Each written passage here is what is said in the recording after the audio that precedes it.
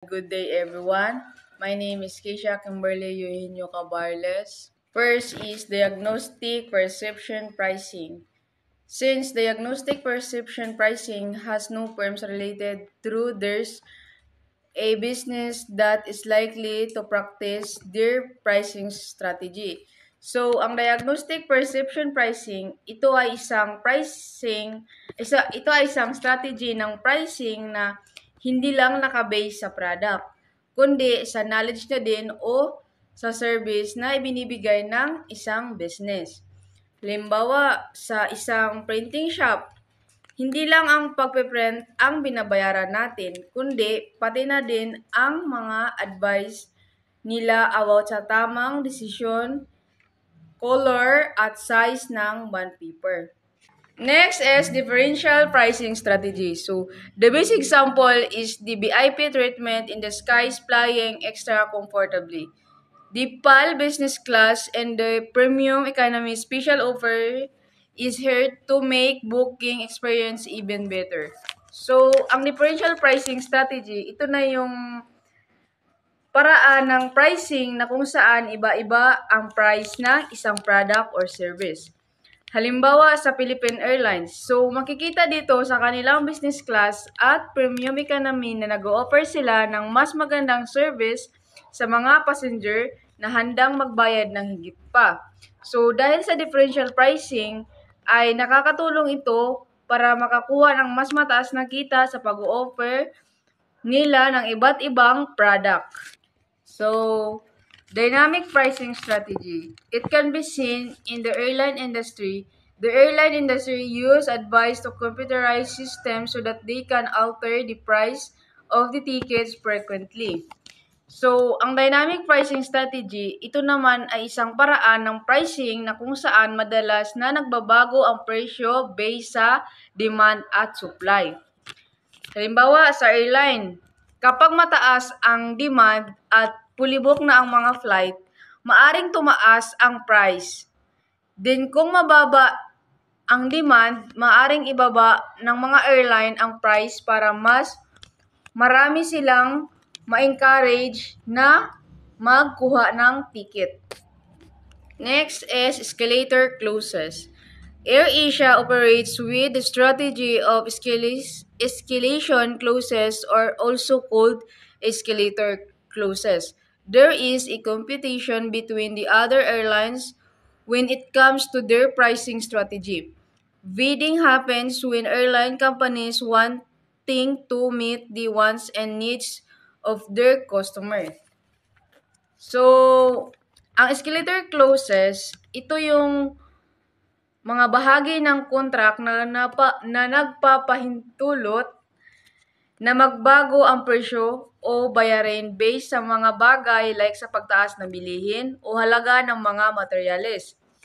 So, halimbawa, ang AirAsia gumamit sila ng escalator clauses sa kanilang strategy sa pagpapricing para automatic na i-adjust ang pamasahe based sa mga conditions sa market tulad ng inflation. Kasi, yung kakompetitive nila mula sa ibang mga airlines, mataas ang demand para sa flight. So, kaya minsan kakaunti na lang ang choice ng mga passenger na nagiging dahilan din para tanggapin nila ang mas mataas na presyo. Next is estimated future cost method. There are many firms that use the same pricing strategy such as Abercrombie, Hollister, and the name 1987. These firms also base their price depends on how famous their brand is.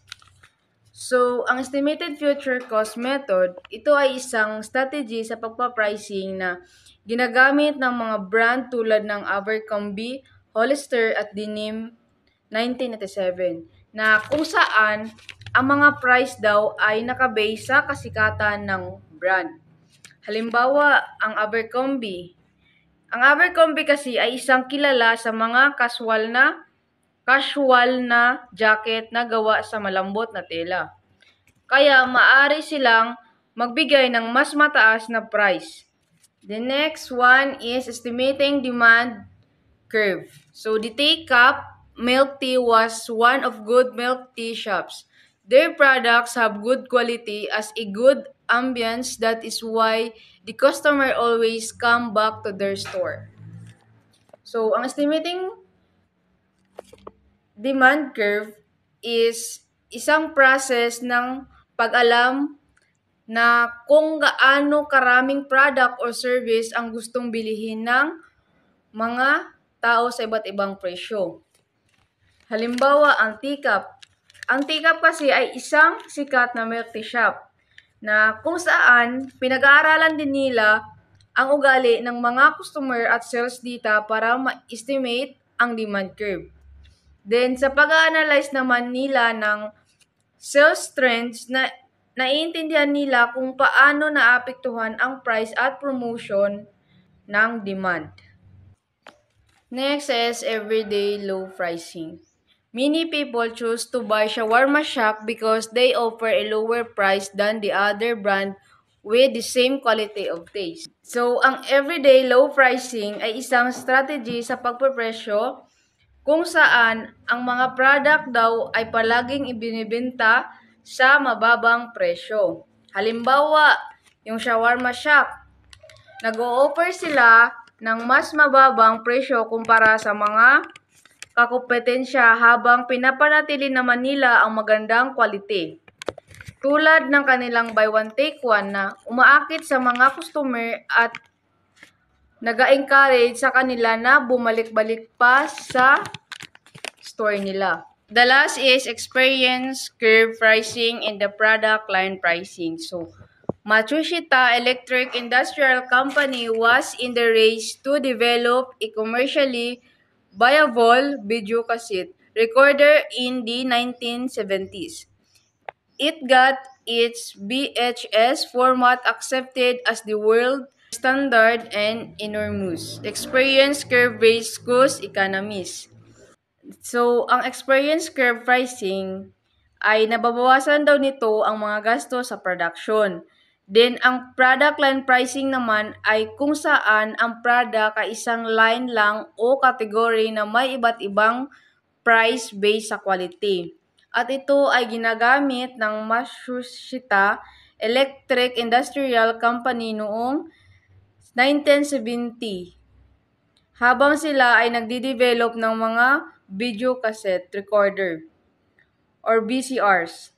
Ang mga strategy na ito ay may malaking ambag sa tagumpay ng Matsushita sa industriya sa VCR. And that's all. Thank you.